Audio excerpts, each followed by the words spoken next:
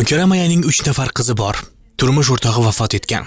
Betobligi sabab u uyini o'z vaqtida ta'mirlay olmadi. Shu bois qizlarini ham vaqtida turmushga uzata olmagan. Kambag'alma. Kelganda uyimizni ko'rib ketaverdi. Endi iloji yo'q, xotin olganga berdim oltariq. Berdim, qilmaganlari qolmadim. Hamma ishni qildirishdi, boshqa qilmadi.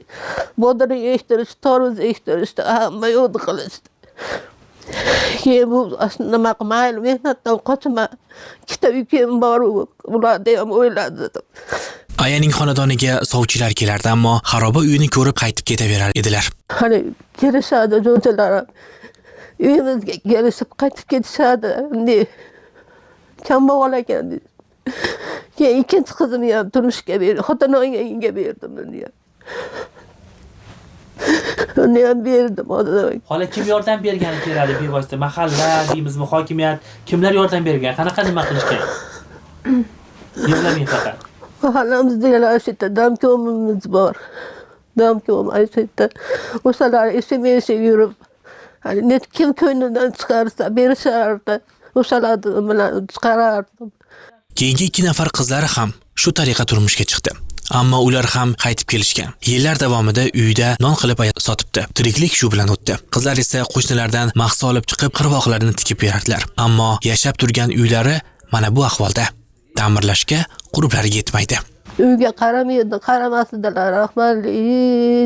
Bitta narsa ekedisim, egallab olding deb urishardilar. Mayli. Indamasdim, ishonasizmi? Shu to'riga o'tirgani ham bezillardi.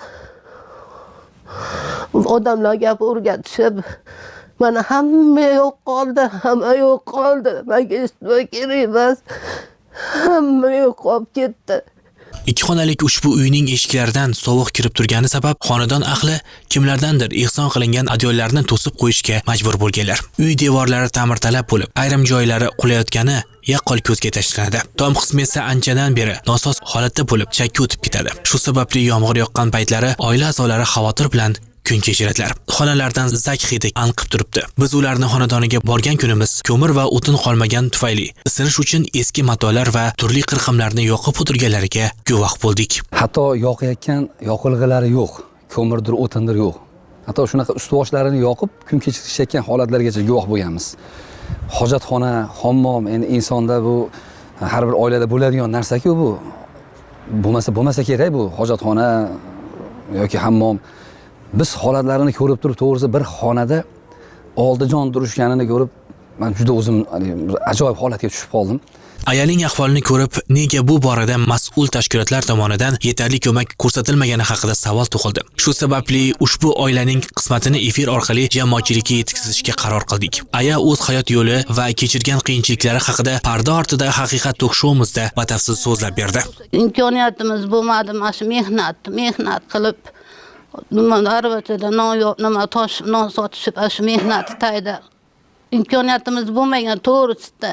Shuningdek, mas'ul va mutasaddilarni ham studiyamizga taklif etgan edik. Fuqaro o'zini qiynayotgan muammolarni ochiq bayon etganidan so'ng, ularning yechimi yuzasidan rahbarlar e'tiborini qaratganimiz ham rost. Homiylar asosida o'rganib qurib beriladi. Hali ham bormi kuchida? Bor kuchida. Shu vaqtga qadar ijtimoiy xodim ularning xonadoniga tashrif buyurganmi va o'zi umuman mana shu oilani ro'yxatga olganmi?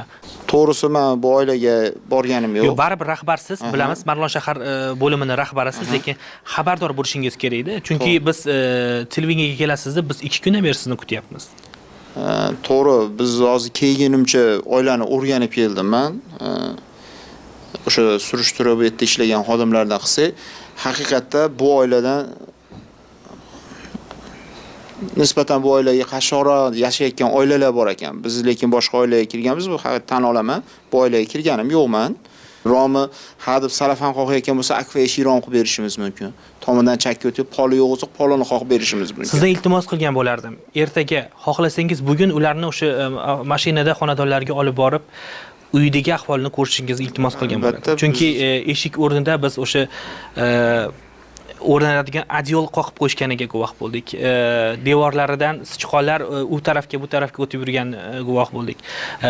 Juda ham eski, umuman agar uyni sal tepib qo'yadigan bo'lsangiz, uy qulab tushishi mumkin. Shu uchun zudlik bilan bu oilani xonadonini ta'mirlash kerak. Biroq ko'rsatuv efirga uzatilgandan so'ng hech bir rahbar Mukarram ayaning xonadoniga borib holidan xabar olmadi. Inson ijtimoiy xizmatlar markazining Marg'ilon shahar bo'limi rahbari esa studiyada bildirgan va'dalarni efirdan keyin amalda unutgani kuzatildi. Biroq studiyamizda Marg'ilon saxovati jamoasi ham ishtirok etib, Mukarram aya uning qizlari, nabiralari o'tirgan xonadonlarni mukammal ta'mirlab berishga va'da bergan edilar. Taxminan 1 oyda boshlanishi mumkinmi ish? Ha, va unga qolmasdan ham, xudo xolasa. Oradan vaqt o'tdi. Ijodiy guruhimizni yana shu xonadonga taklif qildilar. Ochig'i bu gal Mukarram ayaning xonadoni mutlaq o'zgargan edi. Ayaning mehmonxonasi, nabiralari va qizlari uchun alohida xonalar, oshxona, hammasi alohida isitgichlar va uy jihozlari bilan ta'minlangan edi. Lekin onani ko'rib turibsiz, bolalarni ko'rib turibsiz. Hatto shu aytayaptilar-ku, shu farzandlari endi kambag'al jasur yo'q deb onalardan shunaqangiz gap bo'lyapti. Endi bu holatlarda, bu xursandchiliklarda biz ko'rib, rosa biz ham shu charchoqlarimiz hammasi chiqib ketdi. Juda chiroyli holat. Endi bu bolajon biz uyini mana hozir qilib berildi. Endi o'qisin bu. Mana sportga boradi, sportlari bilan shug'ullansin. Shu uyim joyim demasin endi bu. Shunaqa chiroyli holatda uylar qilindiki, endi bolajon ertaga kelajakda bir o'zi o'rnini topib, bir yurtimizga, xalqimizga foydasi tegadigan bir shunaqa kadrlardan bo'lsin. Mukarram aya yangi uylarga olib kirildi. Bu safar u quvonch ko'z yoshlari bilan qadam tashladi. Yangi imkoniyatlar ochilgan xonadonlar uni chuqur xursand qildi va yanada umid bilan to'ldirdi. Bu kunda qancha orzu qildim, Xudoga beadab shukr, sabrligimdan mana shu bolalarimni yetkazganiga shukr, alhamdulillah. Birinchi o'rinda prezidentimizga rahmat, shunchalik sharoit yaratib berganlariga shukr, alhamdulillah. Qolsa azamjon mehnat yerda maqamim ojizman, mendan rahmat qolsa. Kim ehson qilgan bo'lsa, niyatlariga yetsin, tanjolari sog' bo'lsin, iloyim. Shunaqa bolalar ko'payaversin, iloyim yurtimizda. Mendan rahmat. Mana men o'yin orzumga yetdim. Endi ko'nglim to'q. Yo'lda ko'nglim to'q. Yoshlarning ko'magi bilan barpo etilgan bu uy ko'plardan havasini keltirdi. Imkoniyatlarga ega bo'lgan xonadon uzoq yillar oilaga xizmat qiladi. Ahror Ziyodov, Safar Ismoilov, Ruxsor News uchun maxsus.